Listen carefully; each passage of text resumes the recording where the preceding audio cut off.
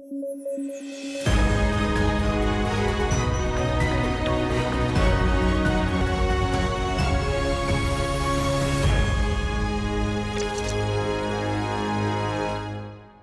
News at 9 programme में आपका स्वागत है। मैं हूं अमृत उपाध्याय। आइए जल्दी से देखें आज की हेडलाइंस।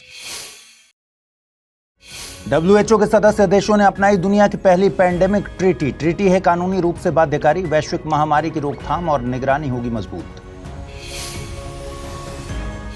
अमेरिकी राष्ट्रपति डोनाल्ड ट्रंप ने पेश किया गोल्डन डोम। ये है अमेरिका की अत्याधुनिक मिसाइल डिफेंस प्रणाली। इसमें होगी सैकड़ों सैटेलाइट्स जो रोकेंगी हमले को। और महाराष्ट्र सरकार ने कोंकण रेलवे के भारतीय रेलवे में विलय की दी सहमति। कोंकण रेलवे है भारत के 19 रेलवे जोन्स में से एक। मुख्यालय है बेलापुर, महाराष्ट्र।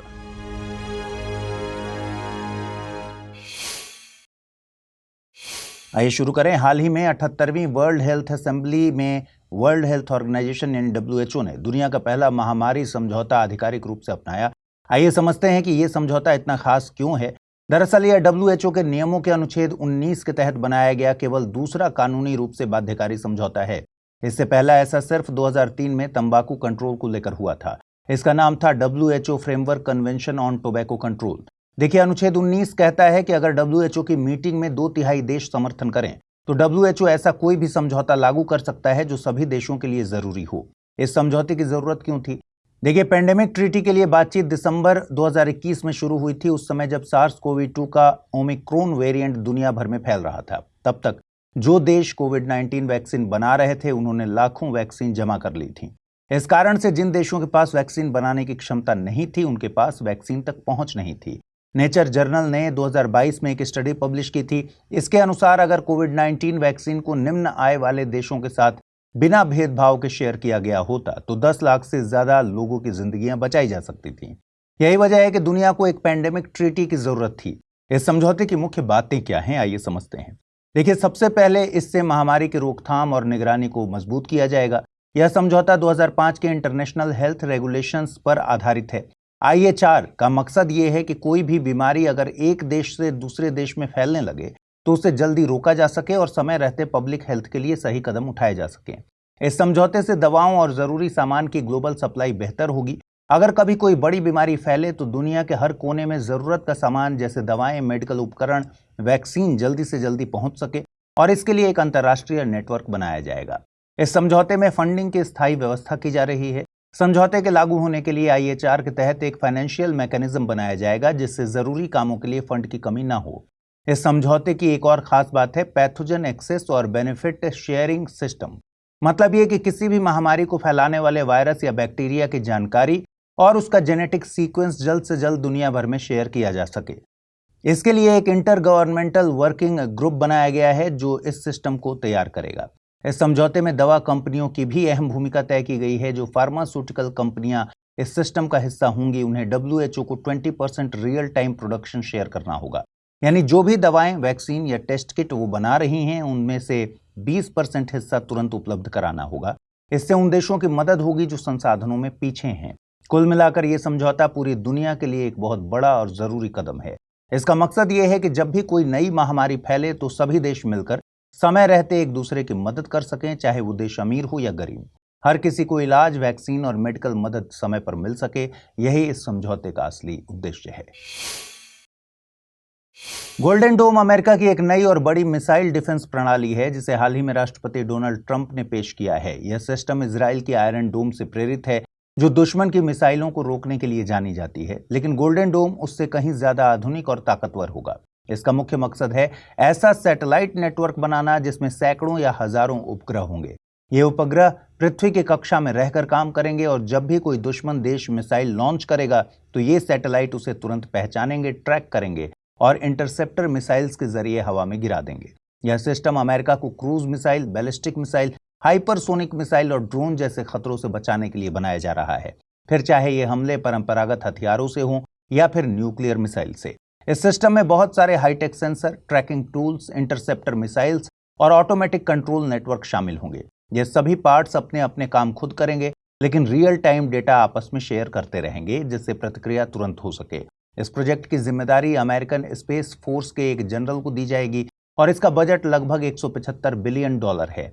इसे साल 2029 तक पूरी तरह शुरू करने का प्लान है, लेकिन कुछ विशेषज्ञों को चिंता है कि यह तकनीक बहुत महंगी है और इसे बनाना मुश्किल होगा और समय पर पूरा कर पाना चुनौती भरा हो सकता है। दूसरी तरफ चीन और रूस ने इस सिस्टम की आलोचना की है। उनका कहना है कि गोल्डन डोम से अंतरिक्ष जंग का मैदान बन सकता है। साथ ही यह 1966 के आउटर स्पेस ट्रीटी के भी खिलाफ है, जिसमें साफ कहा गया है कि कोई भी देश न्यूक्लियर वेपन्स या किसी भी तरह के मास डिस्ट्रक्शन वेपन्स को अंतरिक्ष में नहीं रख सकता।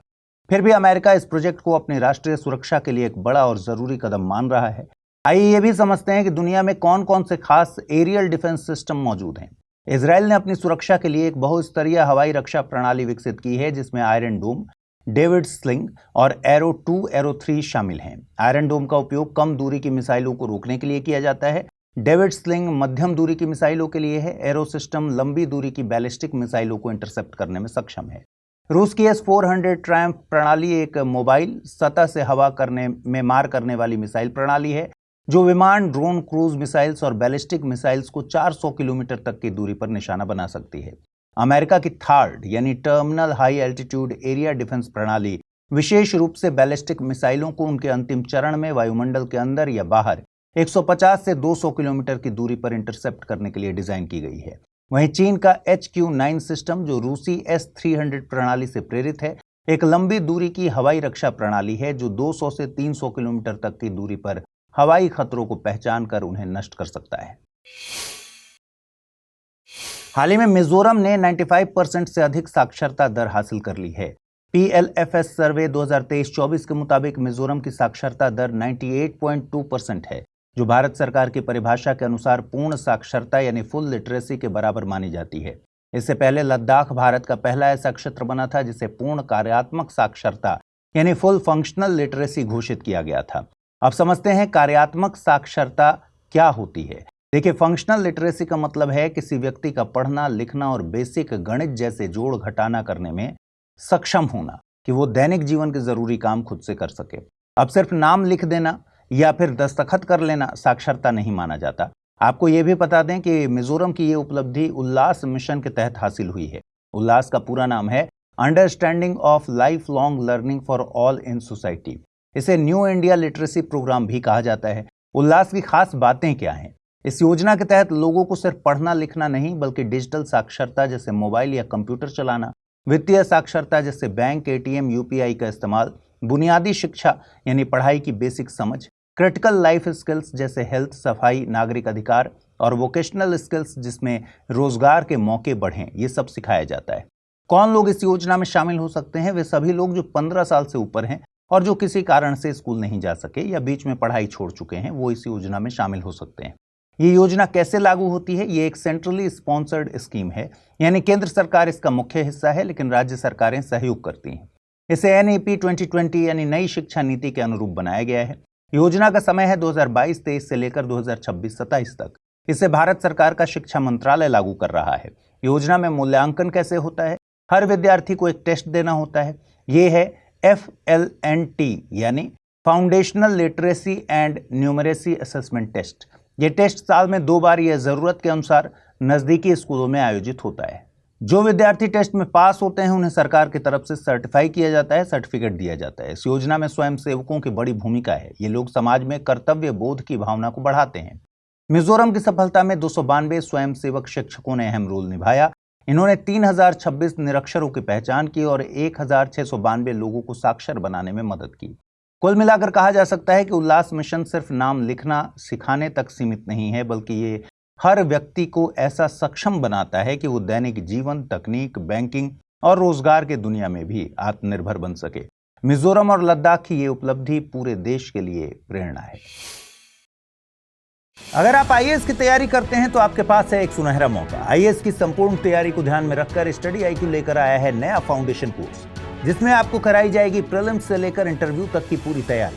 फाउंडेशन कोर्स में आपको 1000 घंटों से ज्यादा की live classes, 1-to-1 mentorship, daily current affairs, test series, CSET की क्लासेस, प्रीलिम्स और मेंस रेजिडेंशियल प्रोग्राम और इंटरव्यू गाइडेंस प्रोग्राम तो मिलता ही है। साथ ही सबसे बड़ी सुविधा के तौर पर आपको मिलती है प्रीलिम्स पास करने पर पूरी फीस वापस की गारंटी। इसके अलावा टेस्ट में टॉप करने पर आपको हर महीने मिलेगा 11,000 रुपीज जीतने का मौका।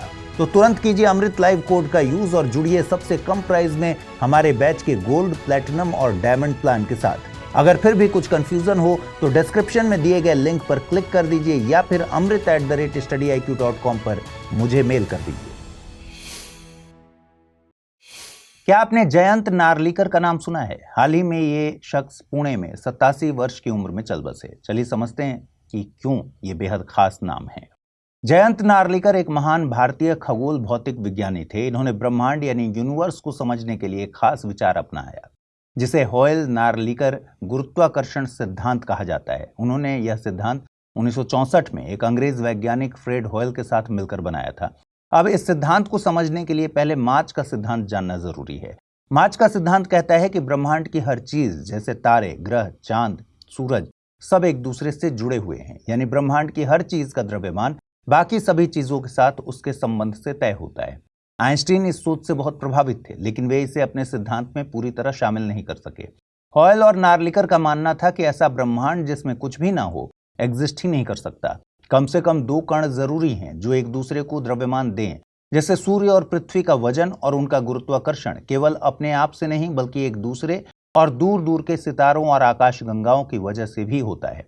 अब आते हैं जयंत नार्लिकर के एक और नए विचार पर, जिसे उन्होंने सी फील्ड यानी क्रिएशन फील्ड कहा। इनके अनुसार ये एक हाइपोथेटिकल नेगेटिव एनर्जी फील्ड है जो हर जगह मौजूद रहती है और धीरे धीरे ब्रह्मांड में नए हाइड्रोजन के कण यानी एटम्स बनाती रहती है।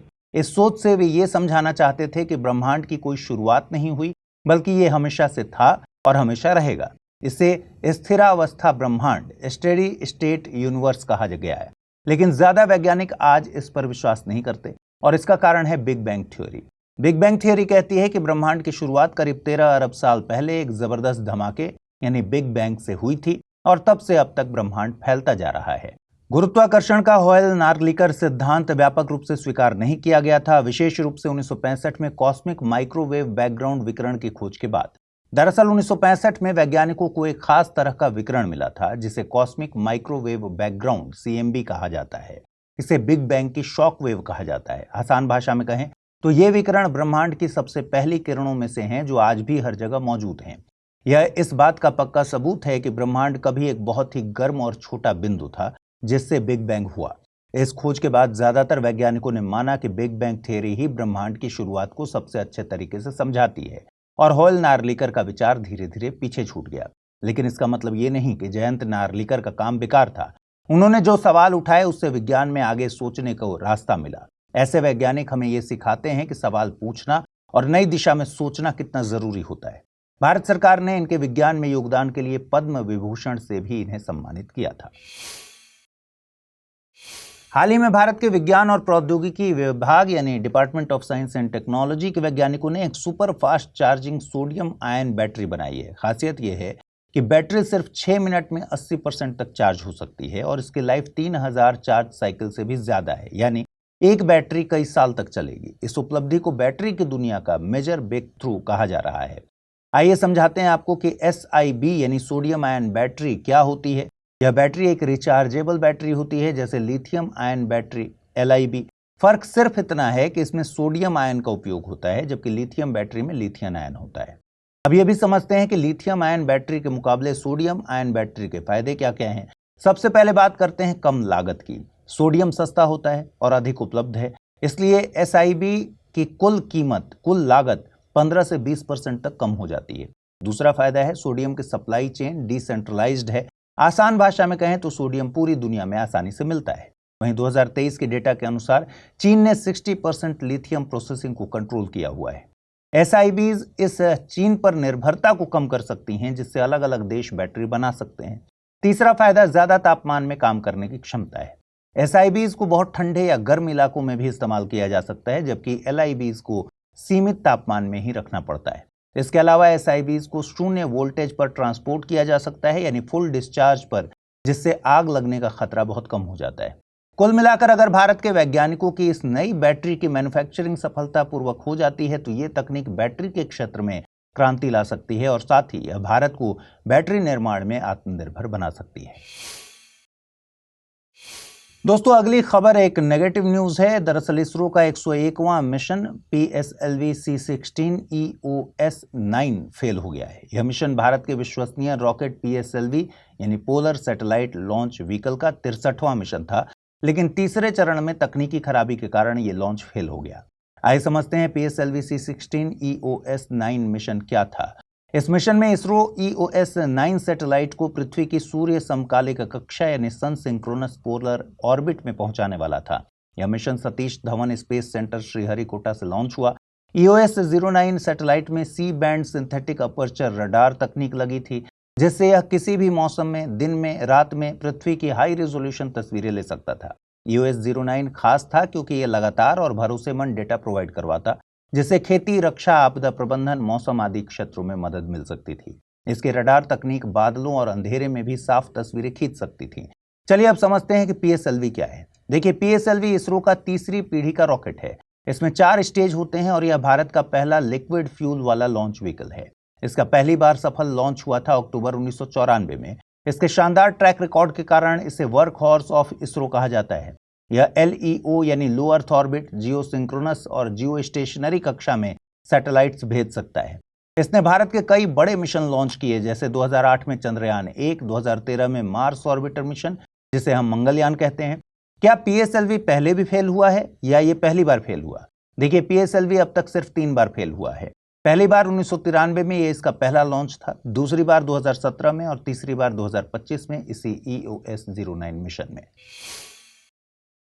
अगर आप IAS की तैयारी करते हैं तो आपके पास है एक सुनहरा मौका। IAS की संपूर्ण तैयारी को ध्यान में रखकर स्टडी IQ लेकर आया है नया फाउंडेशन कोर्स, जिसमें आपको कराई जाएगी प्रीलिम्स से लेकर इंटरव्यू तक की पूरी तैयारी। फाउंडेशन कोर्स में आपको 1000 घंटों से ज्यादा की live classes, 1-to-1 mentorship, daily current affairs, test series, CSET की क्लासेस, प्रीलिम्स और मेंस रेजिडेंशियल प्रोग्राम और इंटरव्यू गाइडेंस प्रोग्राम तो मिलता ही है। साथ ही सबसे बड़ी सुविधा के तौर पर आपको मिलती है प्रीलिम्स पास करने पर पूरी फीस वापस की गारंटी। इसके अलावा टेस्ट में टॉप करने पर आपको हर महीने मिलेगा 11,000 रुपीज जीतने का मौका। तो तुरंत कीजिए अमृत लाइव कोड का यूज और जुड़िए सबसे कम प्राइस में हमारे बैच के गोल्ड, प्लैटिनम और डायमंड प्लान के साथ। अगर फिर भी कुछ कंफ्यूजन हो तो डिस्क्रिप्शन में दिए गए लिंक पर क्लिक कर दीजिए या फिर amrit@studiiq.com पर मुझे मेल कर दीजिए। हाल ही में न्यू कैलेडोनिया एक बार फिर से चर्चा में है। आइए समझते हैं पूरी खबर को। दरअसल मई 2024 में न्यू कैलेडोनिया में दंगे हुए थे। वजह थी चुनाव, वोटर लिस्ट में बदलाव और राजनीतिक बातचीत का टूटना। हाल ही में फ्रांस के विदेश मंत्री ने यहां एक नया राजनीतिक समझौता कराने की कोशिश की, लेकिन वो नाकाम रही, जिससे स्थिति और बिगड़ गई। देखिए, न्यू कैलेडोनिया ऑस्ट्रेलिया से करीब 1500 किलोमीटर पूर्व में है। न्यू कैलेडोनिया में ग्रांडे टेरे मुख्य द्वीप है, जहां राजधानी नोमिया स्थित है। इसके अलावा बेलेप द्वीप समूह, आइल ऑफ पाइंस जैसे द्वीप भी शामिल हैं। दोस्तों, न्यू कैलेडोनिया एक फ्रांसीसी विदेशी क्षेत्र है जो इस समय गहरी राजनीतिक अनिश्चितता से गुजर रहा है। यहाँ करीब 2.7 लाख लोग रहते हैं, यानी 2,70,000 के करीब लोग रहते हैं, जिनमें 39% स्वदेशी कनक लोग हैं। बाकी लोग यूरोपीय, पोलिनेशियाई, वियतनामी, इंडोनेशियाई और अल्जीरियाई मूल के हैं। फ्रांसीसी विदेशी क्षेत्र होने की वजह से न्यू कैलेडोनिया यूरोपीय संघ के विदेशी क्षेत्रों में शामिल है, लेकिन यह न तो यूरो जोन का हिस्सा है, न ही शेंगन एरिया का और न ही पूरा EU का। पहले यह क्षेत्र सिर्फ कनक लोगों का था, लेकिन 1853 में फ्रांस ने इसे अपने कब्जे में ले लिया। द्वितीय विश्व युद्ध के बाद कनक लोगों को फ्रेंच नागरिकता मिली, लेकिन 1960 के दशक में बड़ी संख्या में फ्रांसीसी प्रवासियों के आने से वे अपने ही द्वीप में अल्पसंख्यक बन गए। इसी वजह से अधिकार और स्वतंत्रता की मांग उठी। फिर 1988 में मैटिग्नोन समझौता और 1998 में नोमिया समझौता हुआ। इसमें तय किया गया कि 3 जनमत संग्रह कराए जाएंगे। 2018, 2020 और 2021 में ये वोटिंग हुई, लेकिन हर बार नतीजे फ्रांस के पक्ष में गए। 2021 का जनमत संग्रह कोरोना के दौरान हुआ, जिससे कनक समुदाय में भारी नाराजगी थी। आइए अब ये भी समझते हैं कि फ्रांस के लिए यह क्षेत्र क्यों इतना इंपॉर्टेंट है। दरअसल न्यू कैलेडोनिया दक्षिण प्रशांत में फ्रांस की सैन्य और रणनीतिक मौजूदगी को बरकरार रखता है, मजबूत करता है, खासकर ऐसे समय में जब चीन इस क्षेत्र में अपनी पकड़ बढ़ा रहा हो। इसके अलावा न्यू कैलेडोनिया में निकल की बहुत बड़ी खदानें हैं। यहाँ दुनिया का लगभग 25% निकल भंडार है, जो तकनीक और इंडस्ट्री के लिए बहुत जरूरी है। यहाँ के समुद्री लैगून और प्रवाल भित्तियां इतनी खूबसूरत और जैव विविधता से भरी हैं कि 2008 में यूनेस्को ने इसे विश्व धरोहर स्थल घोषित किया था। इधर सीबीएसई ने अपने सभी स्कूलों को निर्देश दिया कि वे शुगर बोर्ड्स बनाएं। इसका मकसद स्कूलों में बच्चों की शुगर खपत पर नजर रखना और उसे कम करना है। ऐसा इसलिए किया जा रहा है ताकि बच्चों में टाइप 2 डायबिटीज और मोटापे का खतरा कम हो। आइए समझते हैं टाइप 2 डायबिटीज क्या है। टाइप 2 डायबिटीज T2D ये सबसे आम प्रकार की डायबिटीज है। ये तब होता है जब हमारे खून में शुगर यानी ग्लूकोज की मात्रा बहुत ज्यादा हो जाती है। देखिए, ग्लूकोज शरीर की मुख्य ऊर्जा का स्रोत होता है। जो हमें खाना खाते हैं हम ये ग्लूकोज उसी से बनता है। वहीं इंसुलिन नाम का एक हार्मोन जो पैंक्रियास नाम की ग्रंथि से बनती है, इस ग्लूकोज को हमारे शरीर की कोशिकाओं तक पहुंचाने में मदद करता है। लेकिन टाइप 2 डायबिटीज में या तो शरीर इंसुलिन ठीक से नहीं बना पाता या उसे ठीक से इस्तेमाल नहीं कर पाता। नतीजतन खून में ग्लूकोज बढ़ जाता है और शरीर की कोशिकाओं को पर्याप्त ऊर्जा नहीं मिल पाती। कई बार टाइप 2 डायबिटीज के कोई खास लक्षण नहीं होते और अगर होते भी हैं तो धीरे धीरे सामने आते हैं। इनमें शामिल हो सकते हैं बार बार प्यास लगना, पेशाब आना, बार बार भूख लगना, थकावट महसूस होना, आंखों से धुंधला दिखना, हाथ पैरों में झंझनाहट या सुन्नपन, घाव या चोट का ठीक न होना, बिना वजह वजन कम होना टाइप 2 डायबिटीज के खास लक्षण हो सकते हैं। अब क्यों होता है टाइप 2 डायबिटीज? इसके कई कारण हो सकते हैं, जैसे अधिक वजन या मोटापा, शारीरिक रूप से सक्रियता का न होना। टाइप 2 डायबिटीज होने में पारिवारिक इतिहास या जेनेटिक का भी रोल होता है। वैज्ञानिकों का अनुमान है कि दुनिया के लगभग 6.3% आबादी टाइप 2 डायबिटीज से प्रभावित है। यह बीमारी आमतौर पर 45 साल से ऊपर के लोगों में पाई जाती है, लेकिन आजकल यह युवाओं और यहां तक कि बच्चों में भी देखी जा रही है। टाइप 2 डायबिटीज का इलाज मुख्य रूप से ब्लड शुगर को कंट्रोल करना होता है। अधिकतर लोग इसे सही खान पान और एक्सरसाइज से नियंत्रित कर पाते हैं। कुछ लोगों को दवाइयों की भी जरूरत पड़ सकती है, जैसे कि टैबलेट्स या इंसुलिन के इंजेक्शन। कुल मिलाकर सीबीएसई का यह कदम बहुत जरूरी है, क्योंकि बच्चों में शुगर की आदत आगे जाकर डायबिटीज और मोटापे जैसी बीमारियों का कारण बन सकती है। शुगर बोर्ड्स बच्चों को जागरूक करने और उनकी सेहत को बेहतर करने की दिशा में एक सकारात्मक प्रयास है।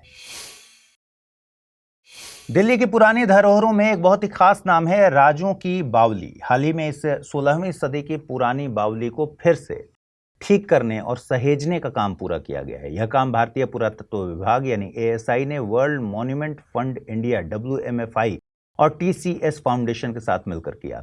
राजों की बावली दक्षिण दिल्ली के मेहरौली आर्कियोलॉजिकल पार्क में बनी हुई है। यह एक ऐतिहासिक जल स्रोत है जो पुरानी इमारतों की बनावट और पानी जमा करने की तकनीक का बेहतरीन उदाहरण है। इसका निर्माण 1506 ईस्वी में दौलत खान ने सिकंदर लोदी के शासनकाल में कराया था।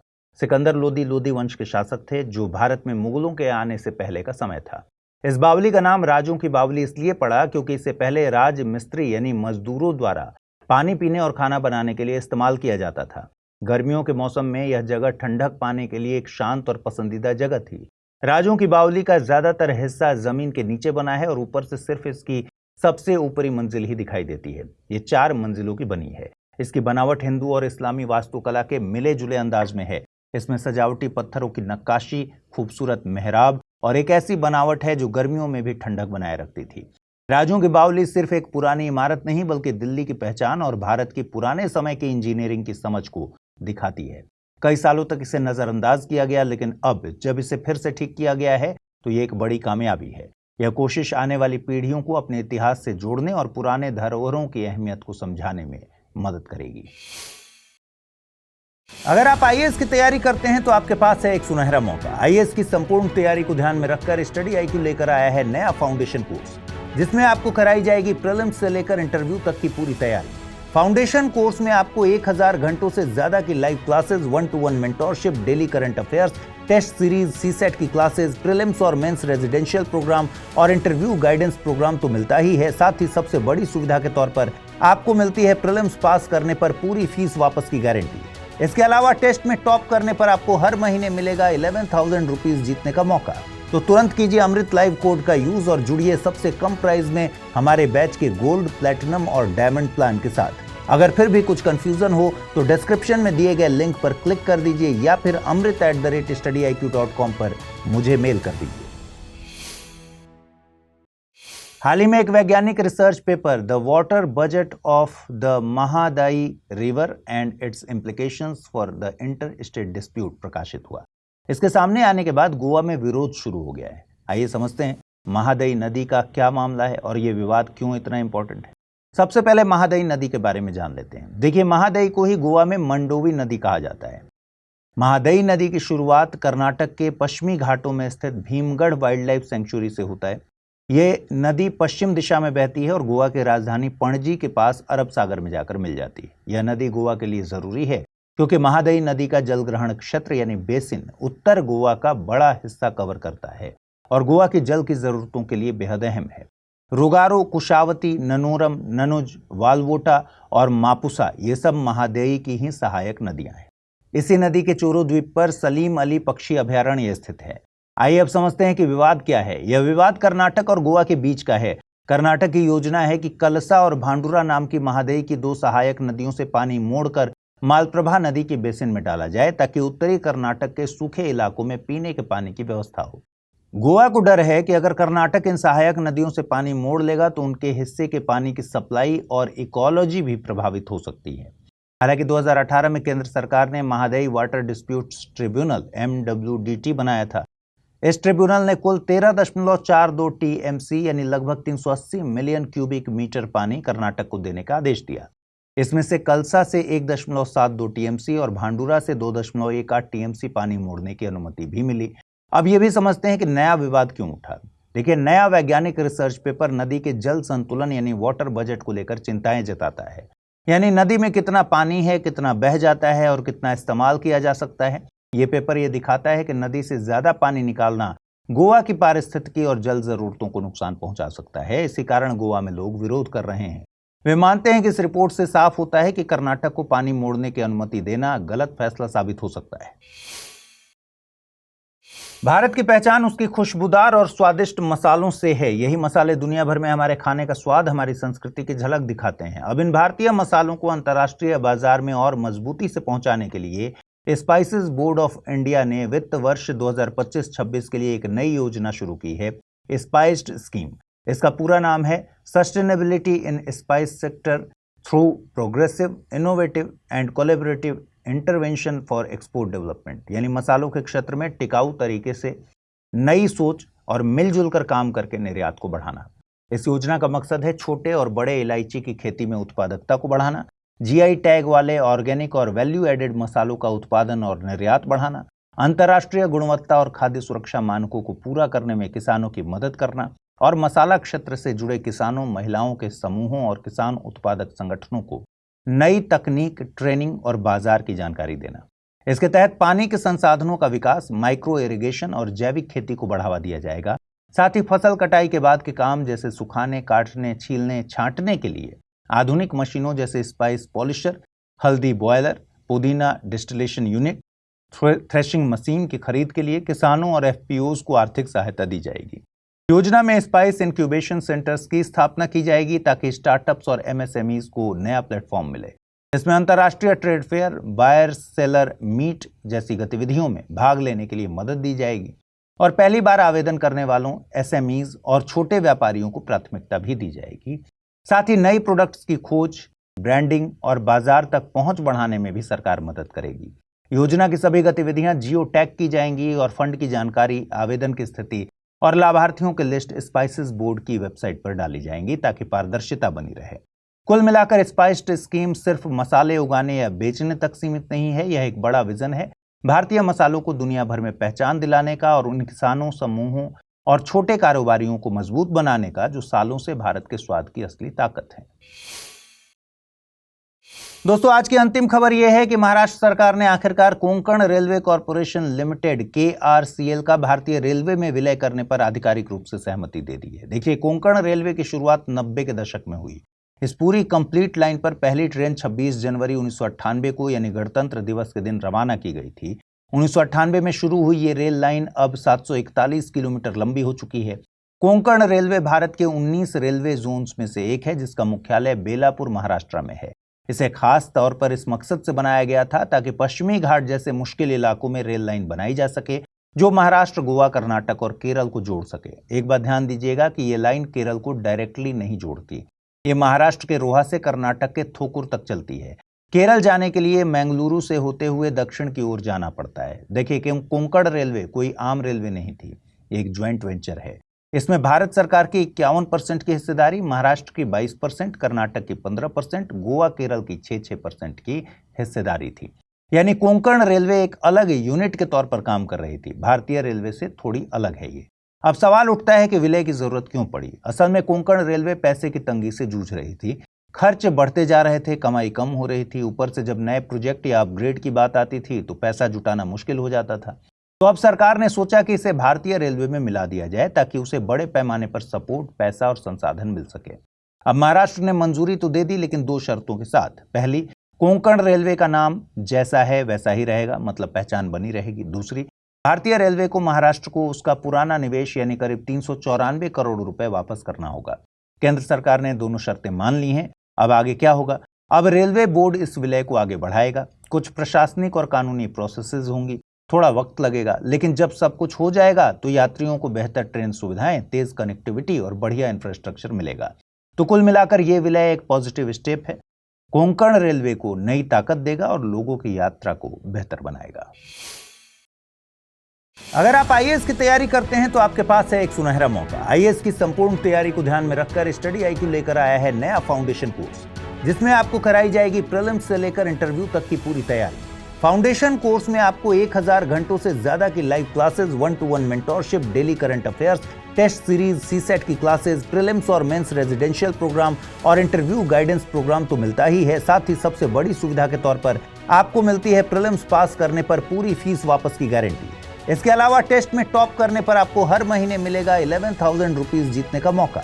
तो तुरंत कीजिए अमृत लाइव कोड का यूज और जुड़िए सबसे कम प्राइस में हमारे बैच के गोल्ड, प्लैटिनम और डायमंड प्लान के साथ। अगर फिर भी कुछ कंफ्यूजन हो तो डिस्क्रिप्शन में दिए गए लिंक पर क्लिक कर दीजिए या फिर amrit@studiiq.com पर मुझे मेल कर दीजिए। आइए अब समय है आज के एपिसोड से जुड़े हुए प्रश्नों को देखने का। पहला प्रश्न है, हाल ही में WHO ने 78वीं वर्ल्ड हेल्थ असेंबली में पैंडेमिक एग्रीमेंट को अपनाया है। इसके संदर्भ में निम्नलिखित में से कौन सी बात सही है? यह WHO का पहला अंतर्राष्ट्रीय कानूनी समझौता है जिसे अनुच्छेद 19 के तहत बनाया गया है। इस समझौते का मुख्य उद्देश्य वैश्विक महामारी की रोकथाम, निगरानी और जरूरी दवाओं की आपूर्ति सुनिश्चित करना है।